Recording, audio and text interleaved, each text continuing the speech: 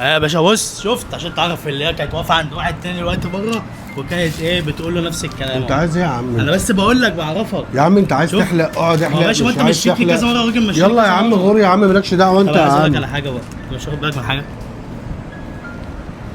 دي ايه؟ مش واخد بالك من حاجه؟ الراجل ده انا خايف منه بصراحه. عامل ازاي؟ كنا بنصور الكاميرا هناك في العربيه اللي هناك دايما. يعني انت بتمثلي علينا؟ كل الصالات ده احب انزلها. عايز اقول لك ما بحبش اطلع في المواقف. طب ايه رايك بقى من انت ما انتيش واخده كيس السكر ده؟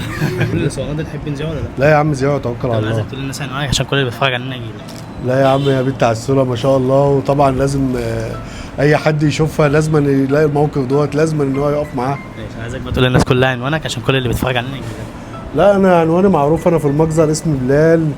اي حد يعني هيسال عليا في المجزر بلال حلاق معروف ما تقلقش. حبيبي حبيبي تحب الصالات ننزلهم؟ حبيبي ماشي يا اتفضل، عسول. مش مشكله. خد يا عم.